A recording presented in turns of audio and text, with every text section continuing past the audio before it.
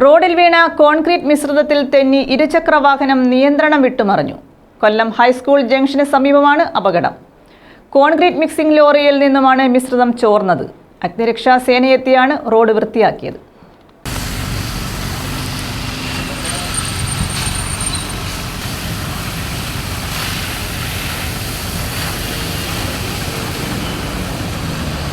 കൊല്ലത്തു നിന്നും കളക്ടറേറ്റ് ഭാഗത്തേക്ക് പോയ ലോറിയിൽ നിന്നാണ് കോൺക്രീറ്റ് മിശ്രിതം വീണത്. അഗ്നിരക്ഷാ സേനാംഗങ്ങളെത്തി വെള്ളമൊഴിച്ച് റോഡ് ശുചീകരിച്ചു. ലോറിയുടെ ചോർച്ച അടച്ച ശേഷം വാഹനം പിന്നീട് കൊണ്ടുപോയി. ചാമക്കട അഗ്നിശമന നിലയത്തിൽ നിന്നും 2 യൂണിറ്റ് ഫയർഫോഴ്സ് സംഘം എത്തി അരമണിക്കൂറോളം സമയമെടുത്താണ് റോഡ് വൃത്തിയാക്കിയത്.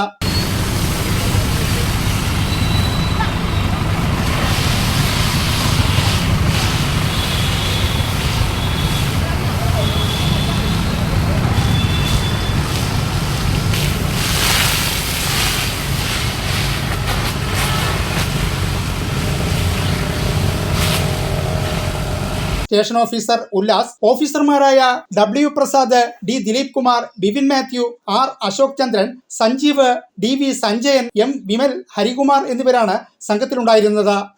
ന്യൂസ് ബ്യൂറോ, കൊല്ലം.